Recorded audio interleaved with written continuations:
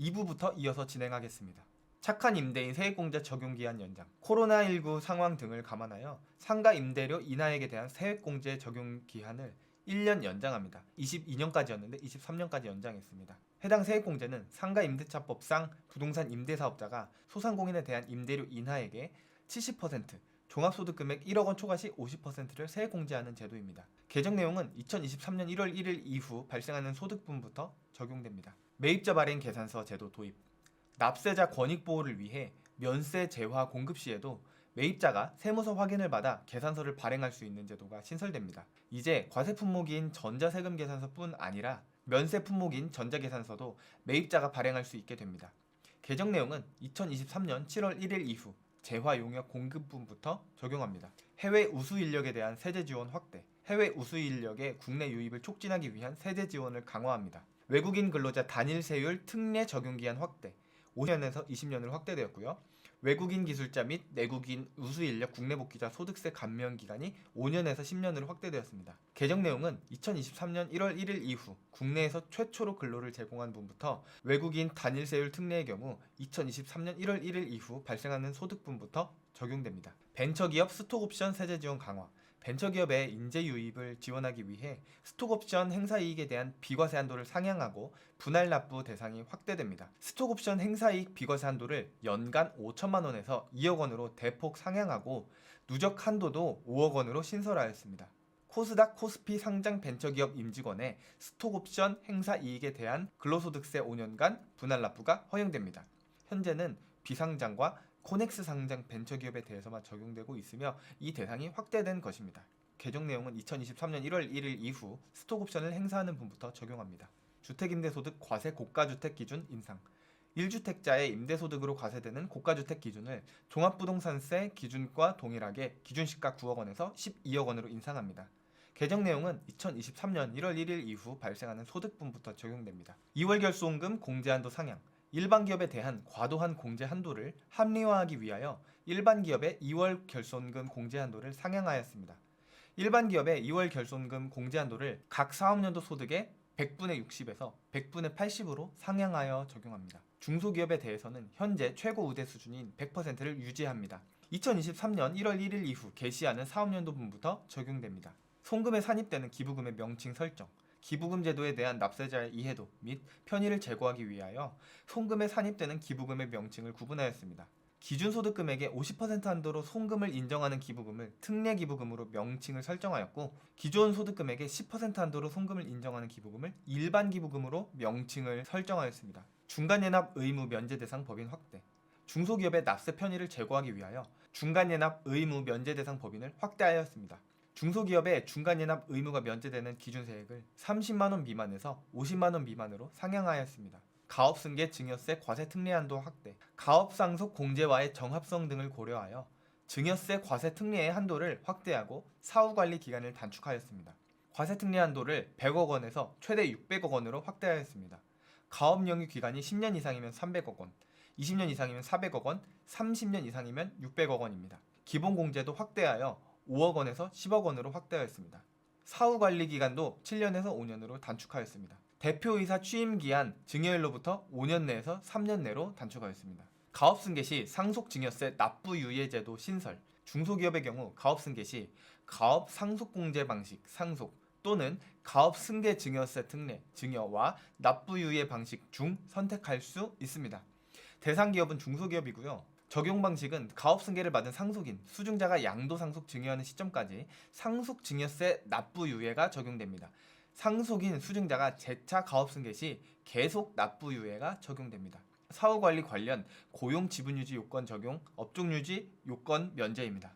양도소득세 2월 과세제도 합리화, 특수관계자 간 증여를 통한 양도소득세 회피를 방지하기 위해 2월 과세가 적용되는 기간이 증여일부터 5년 이내에서 10년 이내로 확대됩니다. 개정 내용은 2023년 1월 1일 이후 증여받아 양도하는 경우부터 적용됩니다. 수정수입세금계산서 발급사유 확대, 수정수입세금계산서 발급사유가 원칙적 허용, 예외적 미발급으로 확대됩니다. 지금까지 수정수입세금계산서는 결정, 경정 등 이후에는 발급하지 않는 것이 원칙이며 예외적으로 발급이 가능하였습니다. 친환경차 개별소비세 감면, 적용기한 연장, 친환경차, 하이브리드, 전기, 수소차에 대한 개별 소비세 감면 적용 기한이 2022년 12월 31일에서 2024년 12월 31일까지로 2년간 연장됩니다. 감면 한도는 하이브리드차 100만원, 전기차 300만원, 수소차 400만원입니다. 다자녀 가구, 승용차 개별 소비세 면제. 다자녀 가구에 대한 지원을 강화하기 위해 18세 미만 자녀를 3명 이상 양육하는 가구가 승용차를 구입할 경우 최대 300만 원의 개별 소비세가 면제됩니다. 또한 친환경 승용차 구입 시 개별 소비세 감면 제도도 추가 중복 적용 가능합니다. 사례를 들면 다자녀 가구 300만 원 한도가 하이브리드 승용차 100만 원 한도 구입 시 400만 원 한도 내에서 개별 소비세가 감면됩니다. 종합부동산세 경정 청구 대상 확대. 종합부동산세를 고지받아 납부한 납세자도 경정 청구가 가능해집니다. 종합부동산세는 고지받아 납부하는 게 원칙이나 신고 납부도 가능하여 현재는 신고 납부한 자만 경정 청구가 가능한 상황이므로 납세자 간 형평성을 도모하기 위해 개선하게 되었습니다. 임차인의 임대인에 대한 미납국세 열람제도 개선. 임대차 계약을 한 임차인, 단 일정 보증금 이하인 임차인은 제외합니다. 이런 임차인은 임차 개시일까지 임대인 동의가 없어도 임대인의 미납국세 열람이 가능하고 열람 장소도 전국 세무서로 확대됩니다. 일정 금액 이하의 보증금의 경우에는 주택임대차보호법 등에 따라 국세 우선함으로 즉 우선 변제 소액 임차보증금에 해당되므로 동의 없이 열람을 허용할 필요가 없는 점을 고려하였습니다. 이는 빌라왕 전세 사기 뉴스가 밝혀지면서 정부에서 이를 막기 위한 대책을 마련한 것인데요. 현재는 임차인이 임대인의 미납국세를 확인하려면 임대인의 동의를 받아야 하나 임차인 보호를 강화하기 위해 임대차 계약 이후에는 동의 없어도 미납국세를 열람할 수 있도록 하는 것입니다. 개정 내용은 2023년 4월 1일 이후 열람을 신청하는 분부터 적용되며 4월 1일 이전에 계약한 경우에도 임차 개시일 전이라면 열람이 가능합니다. 주택 임차보증금에 대한 국세 우선 원칙 적용 예외 신설. 경매 공매 시 종합부동산세 등 당해세 중 임차인의 확정일자보다 법정기일이 늦은 당해세의 배분 예정액만큼은 주택임차보증금이 우선 변제받을 수 있게 하여 주택임차인 보호를 강화합니다. 당해세란 해당 재산에 부과되는 세금으로 법정기일과 무관하게 우선 징수되는 세금입니다. 개정 내용은 2023년 4월 1일 이후 매각결정 공매 또는 매각 허가결정 경매 하는 분부터 적용되며 4월 1일 이전에 경매 또는 공매가 진행되었더라도 4월 1일 이후 매각, 허가, 결정이 있는 경우에도 적용됩니다. 근로소득 증대세제 재설계. 기업의 근로자 임금 증가에 대한 세대상 인센티브를 위하여 근로소득 증대세제의 적용 기한이 3년 연장됩니다. 근로소득 증대세제란 직전 3년 평균 임금 증가율을 초과하는 임금 증가분에 대해 중소기업 20%, 중견기업 10% 세액 공제하는 제도입니다. 다만 대중소기업 간 임금 격차를 고려하여 대기업은 적용 대상에서 제외됩니다. 개정 내용은 2023년 1월 1일 이후 개시하는 과세연도부터 적용됩니다. 중소기업 특별세액 감면 적용기한 연장 등 코로나19로 인한 중소기업의 경영회복 지원을 위하여 중소기업 특별세액 감면 제도의 적용기한이 3년 연장됩니다. 중소기업 특별세액 감면 제도란 48개 업종에 대해 소재지, 업종, 규모별로 소득세, 법인세 5%에서 30%까지 세액 감면하는 제도입니다. 과세 형평등을 위해 전기통신업, 인쇄물 출판업 등을 영위하는 수도권 중기업에 대한 특례 10% 감면은 폐지됩니다. 개정 내용은 2023년 1월 1일 이후 개시하는 과세연도부터 적용됩니다. 조세특례 제한법상 청년 범위 확대. 조세특례 제한법 내 청년 연령 범위를 15에서 29세에서 15에서 34세로 확대 통일하여 청년 지원을 강화하고 있습니다. 신설된 통합고용세액공제와 연구개발특구 입주기업 감면, 위기지역 창업기업 감면 등 통일시켰습니다. 지방 이전 기업에 대한 소득 법인세 감면 혜택 확대. 수도권 과밀억제권역 안에서 운영 중인 공장, 본사를 지방으로 이전하는 경우 법인세 등 감면 혜택이 상향됩니다. 고용 산업 위기 지역, 성장 촉진 지역, 인구 감소 지역으로 이전하는 경우 이전 후 최초로 소득이 발생한 과세연도부터 소득 법인세가 10년간 100%, 추가 2년간 50% 감면됩니다. 7년 100% 플러스 3년 50%에서 10년 100% 플러스 2년 50% 감면으로 개정되었습니다. 그 외 지역의 경우 지역에 따라 7년에서 10년간 소득 법인세가 감면됩니다. 개정 내용은 2023년 1월 1일 이후부터 2025년 12월 31일까지 이전하는 기업에 대하여 적용됩니다.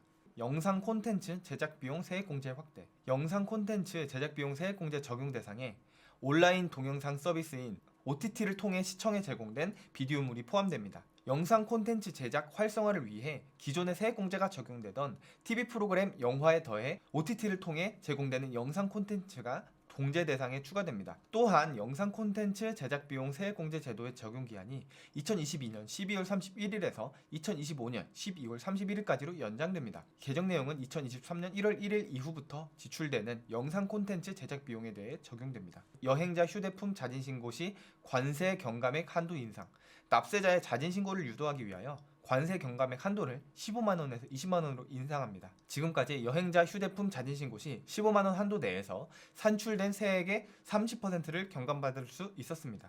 이를 20만원으로 인상하게 되었습니다. 개정 내용은 2023년 1월 1일 이후 반입되는 물품부터 적용됩니다. 대출 규제 단계적 정상화. 집값 급등기 과도하게 제약된 대출 규제가 단계적으로 정상화되어 주택을 보다 쉽게 구입할 수 있게 됩니다. 기존에는 규제 지역 내 LTV 한도가 20에서 50%로 제약되었으며 15억 초과 아파트에 대한 주택 구입 목적 주담대가 금지되었으나 규제 지역 내 LTV 한도가 50%로 상향 단일화되며 시가 15억 초과 아파트에 대한 주담대가 허용됩니다. 또한 규제 지역 내 LTV 완화에 발맞춰 서민, 실수요자에 대한 대출 한도 또한 기존 4억에서 6억으로 증가하는 등 우대 혜택도 확대됩니다. 근본 규제 완화를 통해 과도한 규제로 인해 내 집 마련에 어려움을 겪고 있는 분들을 지원하고 침체된 부동산 시장의 거래가 점차 회복될 것으로 기대합니다. 개정 내용은 2022년 12월 1일 이후부터 적용됩니다. 청년 도약계좌 출시. 2023년 6월에 청년들의 중장기 자산 형성을 지원하기 위한 청년 도약 계좌가 출시될 예정입니다. 만 19에서 34세 청년 중 일정 수준의 개인소득 및 가구소득 기준을 충족하는 청년을 대상으로 본인이 납입한 금액에 비례하여 일정 비율의 정부 기여금을 지원하고 계좌에서 발생한 이자소득 등에 대해서는 비과세 혜택을 적용할 예정입니다. 청년이 병역 이행을 한 경우 병역 이행 기간 최대 6년은 연령 계산 시 미산입됩니다. 소득 기준은 개인소득 6천만원 이하, 기준 중위소득 180% 이하입니다. 많은 박탈감을 느끼는 젊은 세대들에게 자산 형성을 할 수 있다는 희망을 심어주었으면 합니다. 한국자산관리공사의 자금 지원, 지급 보증 범위 확대. 23년 상반기부터 한국자산관리공사의 자금 지원, 지급 보증 범위가 회생기업에서 기업구조조정 촉진법상 부실 징후 기업 및 워크아웃 기업까지 확대 시행됩니다. 한국자산관리공사 설립 등에 관한 법률 시행령에 기초법상 부실 징후 기업 및 워크아웃 기업 등에 대한 지원 근거를 마련하여 취약 중소기업의 조기 정상화를 지원할 예정입니다. 고액 현금거래 CTR 제공 사실의 당사자 통보 방식 개선. 국민의 편의성 향상을 위해 스마트폰을 통한 CTR 제공 사실 통보 서비스를 실시합니다. 금융위원회 금융정보분석원 FIU는 국세청 등의 고액 현금 거래 정보 CTR 제공 시 해당 명의인에게 등기 우편을 통해 제공 사실을 통보해야 했습니다. 고액 현금 거래 정보 CTR이란 특정 금융정보법에 따라 금융회사에서 동일인 명의로 1거래일간 이루어지는 현금 거래가 1천만 원 이상인 경우 FIU에 보고하는 정보입니다. 앞으로 통보 대상자는 본인 명의의 스마트폰을 통해 국민비서 서비스 알림을 수신한 후 본인 확인을 거쳐 전자문서 형태로 CTR 제공 사실을 조회, 확인할 수 있습니다. 국민비서 서비스란 국민이 필요한 행정정보를 개인 맞춤형으로 알려주는 온라인 알림 서비스로 카카오톡, 토스 등 12개 앱을 통해 알림이 제공됩니다. 이는 행정안전부에서 운영합니다. 만약 국민비서 서비스에 가입되어 있지 않거나 국민비서 알림을 확인하지 않은 경우 등기 우편으로 통보하게 됩니다. 이 외에도 많은 개정 사항들이 있으나 안내 책자에 적혀있는 내용 위주로 전달드렸습니다. 이번 영상이 2023년을 준비하는 시청자 여러분께 도움이 되셨으면 합니다. 시청해주셔서 감사합니다.